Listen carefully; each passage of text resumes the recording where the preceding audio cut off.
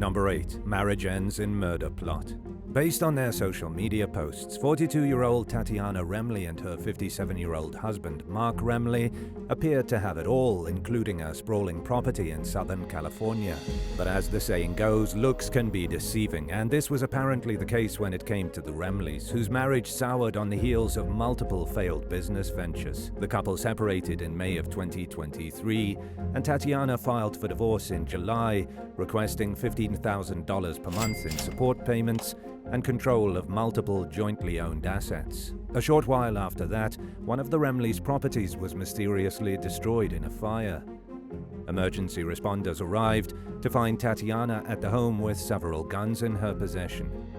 The suspicious incident remains under investigation. By then, Tatiana was already under investigation for allegedly trying to hire a hitman to kill her estranged husband. Mark Remley later told the Coast News that he learned about his planned hit from a friend who claimed that Tatiana had approached him about the murder-for-hire plot. According to the San Diego County Sheriff's Department, Tatiana met with an undercover cop posing as a hitman in early August. She allegedly provided a cash down payment and 3 guns, along with instructions on how she wanted Mark murdered and disposed of. Tatiana is now behind bars, facing charges for solicitation of murder and carrying a concealed weapon without a permit. Number 7. Wealthy wife to wealthy widow. In October 2020, 41-year-old innkeeper Leon Britz was stabbed multiple times and then thrown into a swimming pool at his home in South Africa's Northern Cape province. His wife, 31-year-old Sarita Britz, told police that she found Leon's body when she went searching for him after he stopped answering his phone. Multiple valuables were taken from the property, including cash, diamonds, and guns. Investigators quickly zeroed in on Sarita as a prime suspect in the case, along with 37-year-old Jack Van Vuren, who was accused of carrying out the actual hit. In an explanation he provided as part of a plea agreement, Van Vuren claimed that Sarita had constantly pestered him to kill Leon. She also apparently offered to give him a diamond ring and pay him around $37,000 to get the job done. And additionally, Van Vuren argued that Britz had attacked Sarita. Van Vuren was sentenced to 25 years in prison with 5 years suspended, while Sarita received a 25-year sentence for murder and aggravated robbery. 2 other defendants, Enrich Williams and Amantal Barecki, were sentenced to 15 years for armed robbery and illegal gun possession. Number 6. The mysterious disappearance of Jake Millison. 29-year-old Jake Millison was a creature of habit. He lived and worked at his mother's ranch in Gunnison, Colorado, where his sister Stephanie and her husband David Jackson also lived. He also spent his spare time practicing martial arts and riding his motorcycle. So when his friends suddenly couldn't find him or get in touch with him in 2015, they instantly suspected that something bad had happened to him. When they contacted Jake's mother, Deb Rudebaugh, she claimed that Jake was visiting a friend in Reno, but the young man's buddies didn't buy it. They knew that Jake wouldn't disappear off the face of the earth without telling them where he was going. Jake's friends grew even more worried when they visited the ranch and saw that his truck, motorcycle, and dog were still there, because he would have never left those things behind. Rudebaugh finally filed a missing persons report months later, but she didn't seem one bit worried about her son's well-being. She couldn't even remember the last time that she and Jake had talked. And even more suspiciously, she told police that Jake had been using drugs and that he had an impulsive streak when his friends knew that he rarely even drank alcohol and that he was about as predictable as a person can be. Investigators eventually began to realize that Rudebaugh's story about Jake's absence made no sense and that there was no evidence to suggest that he was alive and well. They then obtained a search warrant for the ranch where they dug up Jake's remains. He'd been shot in the head, and Rudebaugh tried to take the blame for killing her son. But she was suffering from cancer at the time and would have been too weak to move Jake's body on her own. So there was reason to believe that Stephanie and David were also involved. Prosecutors claimed that Jake's family wanted him out of the picture because he wasn't cut out for ranch life and more or less got in the way. They also argued that Stephanie wanted to inherit the ranch, and the clock was ticking in the wake of Rudebaugh's terminal cancer diagnosis. The state further alleged that Rudabaugh tried to take credit for the murder because she knew she was going to pass away soon. Rudabaugh was sentenced to 40 years in prison but passed away shortly after beginning her sentence. Stephanie received a 24-year sentence for aiding and abetting as well as tampering with a deceased body. And David was sentenced to 10 years for tampering with a deceased body. Number 5. The Baker family. 59-year-old Randy Baker was found dead in his Greeley, Colorado home in 2018 by his wife Kelly, who told police that her husband had a bad heart and must have fallen and hit his head during a medical emergency. Randy's car, keys, and wallet were missing from the scene, but at the time, law enforcement had no reason to believe his death was due to unnatural causes. 2 days later, after initially ruling his death an accident, the medical examiner discovered bullet holes behind Randy's ear and shoulder. The case was then reclassified as a homicide, and investigators quickly zeroed in on Randy's family.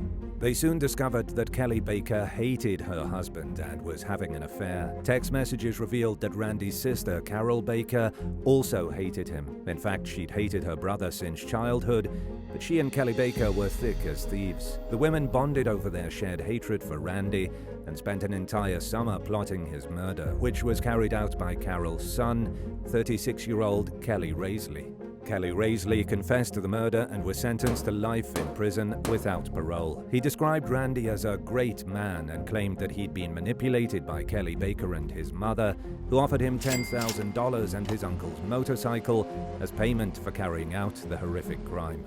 Kelly Baker was convicted of the same charge and received the same sentence, while Carol Baker pleaded guilty to second-degree murder and was sentenced to 30 years behind bars. Number 4. Nephew versus Uncle.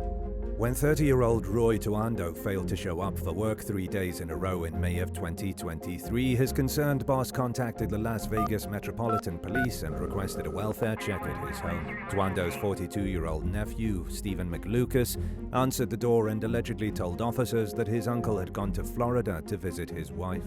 McLucas said he didn't have a phone number for Tuando, so an officer asked him to call someone who would have been in contact with his uncle. He called his mother, who asked the responding officer to step away from McLucas, and when the officer said he was out of McLucas's earshot, the woman said that she was worried for her brother's safety because he never misses work and that he also didn't have a wife in Florida. Officers entered the home and found Tuando dead in his locked bedroom after forcing the door open. They discovered that he'd been killed 2 days earlier. At the time, McLucas was on house arrest for being a prohibited person in possession of a firearm. He admitted to using fentanyl and allegedly claimed that the assault rifle went off during a struggle over the weapon with his uncle. Authorities charged him with murder with the use of a deadly weapon, but his case is ongoing. Number 3. Schizophrenia-fueled stabbing. While responding to a call about a suspicious person at a truck stop in Canor City, West Virginia one night in July of 2023, police learned that a man who was seen pacing in circles in the parking lot had asked a gas station clerk to dial 911. Identified by law enforcement as 32-year-old Chadrick Trent II, the man allegedly told officers that he'd stabbed someone at a specific address, prompting the police to perform a welfare check. Upon arriving at the residence, they found Trent's aunt, Irma Woody, dead on the living room floor. According to court records, Trent admitted to stabbing Woody 5 or 6 times in the chest and throat with a kitchen knife. A detective noted in the report that the suspect said he would have been better off if he hadn't smoked so much marijuana and if he had taken his medication for schizophrenia. The complaint also stated that Trent expressed rage for his actions but acknowledged that he couldn't undo what was already done. While the nature of the disagreement between Trent and Woody remains unclear, the suspect is currently being held without bail on a first-degree murder charge, pending the outcome of the case. Number 2. Money-hungry murderers. 71-year-old John S. Frankowski Sr. was named the executor of his mother's will following her death in 2013, and his sisters allegedly weren't too happy about it. According to court documents, Anne-Marie Porter and Sandra Roman became impatient with the pace at which Frankowski was handling the estate, and they wanted him dead so they would each inherit an additional $100,000 on top of the $200,000 they were already expecting to receive. Frankowski's adult children, John Frankowski Jr. and Kim Delaney, had long suspected their aunts of being greedy when he went missing in early 2014. They began to fear the worst when they overheard their 44-year-old cousin, Jonathan Roman, Sandra's son, making a comment to the effect of, "His eyeballs are out," in the background of a phone call with his mother. Jonathan was seen dragging a tarp-covered body out of Frankowski's house in Long Island, New York later that night. He then loaded the corpse into a vehicle. The missing senior citizen's remains were found in a shallow grave behind Sandra's house in New Hyde Park 5 days later. He'd been choked to death, and one of his eye sockets was smashed in. Sandra threw Jonathan right under the bus, claiming that he'd confessed to the murder out of guilt. She acted shocked, but Frankowski Jr. and Delaney believed that Sandra and their other aunt, Anne-Marie, had used Jonathan as their puppet to commit the crime. Jonathan pleaded guilty to second-degree murder and was sentenced to 18 years to life behind bars. But this wasn't enough to satisfy Frankowski's kids, who filed a lawsuit accusing their aunts of using their connections with Nassau County law enforcement to cover up their involvement in the murder. The siblings also claimed that Sandra, Anne-Marie, and Jonathan all prowled around their father's home in the months leading up to his death in a bid to intimidate him. They believed that Sandra distracted Frankowski while Jonathan attacked him from behind, and that the mother and son hid Frankowski's body in his basement for several days before burying him. Authorities denied that there was any evidence to suggest that anyone other than Jonathan Roman was involved in Frankowski's murder. And while the outcome of the case is unclear, it's highly doubtful that these warring family members have made amends. Number 1. Ungrateful son. Denise Hallowell gave her adopted son Carlos a good life. She provided him with nice things, including vacations and a vehicle, and set aside plenty of money for his college education.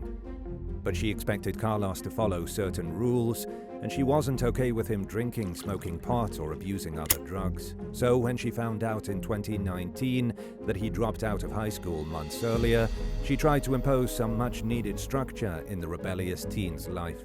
But the mother and son just didn't see eye to eye when it came to what was best for Carlos, who seemed to want the material benefits that Denise had always given him without having to sacrifice any of his freedom. When Denise made certain privileges contingent upon Carlos returning to school, they fought bitterly. Carlos even moved out of the family's house in Inverness, Florida, for a short period, but eventually he moved back in with his mother.